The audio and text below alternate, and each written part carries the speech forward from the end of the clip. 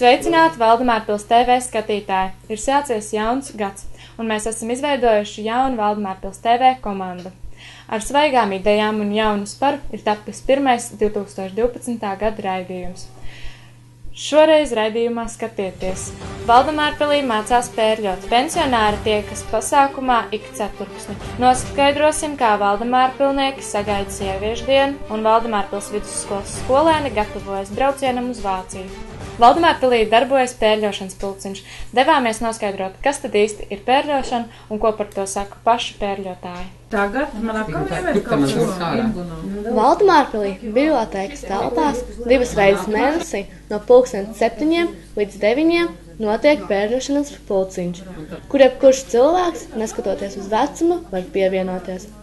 To, kas īsti ir pērļošana un to, kur to visbiežāk pielieto, paskaidroja nodarbību vadītāja Ingūna Metuzāle. Pērļošana tā ir strādāšana ar dažādām pērlītēm, un pērlītes tiek ražotas dažādās valstīs. Vislabākās pērlītes laikam ražo Japānā, un ar tām iznāk visprecīzākie un visglītākie darbiņi. Pati pērļošanas pulciņa vadītāja ir iemācījusies tehniku pašmācības ceļā, jo rokdarbi ir viņas hobijs no skolas laikiem. Īstenībā man vienmēr ir patikuši rokdarbi arī skolas laikā, tad, kad es mācījos skolā, un pašreiz visi šie rokdarbi tiek strādāt tādā hobija līmenī, un tad, kad ienāca un parādījās šīs te pērļošanas mākslas, tad arī man viņas uzrunāja, un es viņas sāku tā kā apgūt. Pērļošanas izmaksas ir atkarīgs no tā, cik grezni vēlās gala iznākumu. Vai nav dārgs prieks tā kā veidot šīs rotas? Nu jā, es teicu, stikla pērlītes, plasmas pērlītes ir lēts, Japāņu Taho firmas ražotās ir ļoti dārgas. Jā. Un ar kurām jūs strādājat? Ar visādām, bet jā, es sadomāju, ka es gribu ļoti glītu un skaistu darbiņu, jā, es arī atļaujos nopirkt šīs te Taho pērlītes, nu, kur varbūt, es nezinu, 50 pērlītes varētu maksāt ap 2-3 latiem. Jā, vai pat vairāk. Pulciņa dalībniece Elika Bērziņa dalījās informācijā par to, kā ir uzzinājusi par pērļošanas nodarbībām. Es tikai dzirdēju, ka šeit meitenēs nodarbojas ar to lietu, un tad domāju, ka ir jāatnāk un jāpamēģina. Es jau tagad 3. reizi esmu atnākusi, man ļoti iepatīkās, un kaut kā tā mēģina. Pagaidām es vispār tikai mēģinu pērļot, jā, kas man tur iznāks, to es vēl redzēšu. Pie jums arī vīrieši nāk nodarboties ar tādām lietām? Šodien es redzēju pirmo, tas bija televīzijas operators. Pērļošana ir aktuāla lieta, kas atkal atsāka savas gaitas un pašlaik popularizējās Valdemārpilī. Aļona Krupskē, Diāna Blauva, Valdemārpils televīzija. Pensionāra klubiņa Varavīksne kultūras ir ļoti aktīva. Paši stāsta, ka pasākumi viņiem notiek ļoti bieži, un 2. martā notika kārtējais pasākums ar nosaukumu Ik ceturksni. 2. martā izstāžu zālē notika pensionāru klubiņa Varavīksne pasākums Ik ceturksni. Lai uzzinātu, par ko tad īsti ir šis pasākums un ko tajā dara, intervējām klubiņa vadītāju Anitu Nāckalni. Par ko ir šis pasākums un ko te dara? Šis pasākums ir mūsu klubiņam Varavīksne 1. ceturkšņa jubilāriem par godu. Mums ir 5 jubilāri un tie šodien tiks sumināti. Pati Anita piedalījās arī sveikšanas priekšnesumā un dziedāja. Anita saka, ka koncerti un pasākumi klubiņam esot katru sestdienu un svētdienu. Un arī Valdemārpils pilsētas veidotajos pasākumos viņi vienmēr labprāt piedalās. Savukārt pensionāra Aina šo pasākumu uztver kā goda lietu un ir ļoti priecīga, ka tāds ir izveidots. Tas jau mums tāds godpienākums ir reiz ceturksni tikties un jubilejas atzīmēt un kā nekā visi mēs jau tie pensionāri satiekamies. Šoreiz pasākumā sveica 5 jubilārus. Vienu no tām bija Mudrīta Bitmane. Mudrīta ir bijusī klubiņa vadītāja un darbojas tajā jau 15 gadu. Kuram radās ideja veidot šādu pasākumu? Šis pasākums jau nav tā taps vienā dienā. Mēs jau gadiem ar to.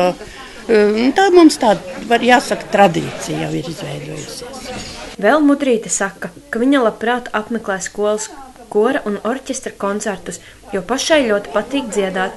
Arī šajā pasākumā Mudrīta dziedāja klubiņa ansamblī. Jautājām viņai viedokli par šo pasākumu. Kas jums patika šajā pasākumā?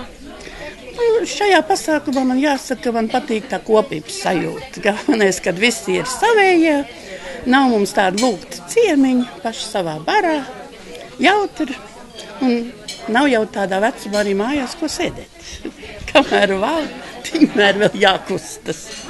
Un kas jums nepatika šajā pasākumā? Man tā nekad nav, ka man kaut kas nepatīk. Es domāju, katrs pasākums ir ar savu izdomu un vienmēr atšķiras no citiem. Mums nav tāds standarts, ka tur lūk ir jābūt tā un nākošā reizē.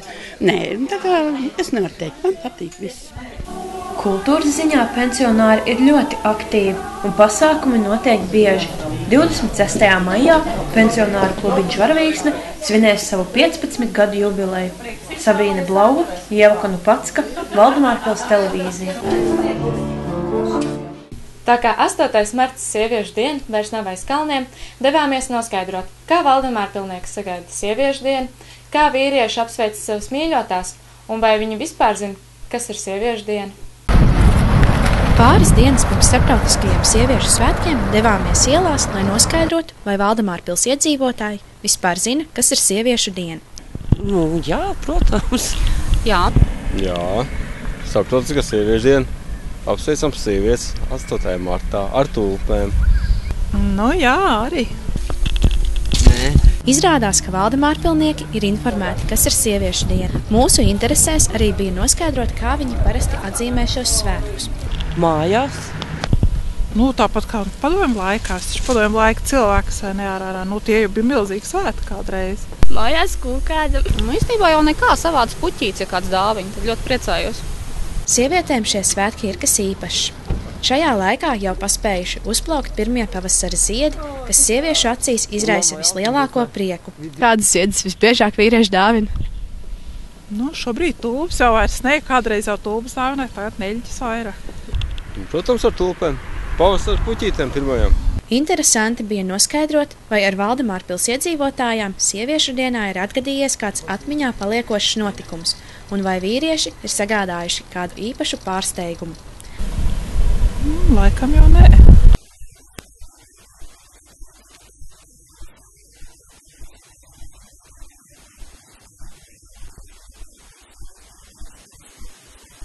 Īstenībā vienmēr pārsteigums, ja kāds apsveic. Tas jau pats par sevi pārsteigums.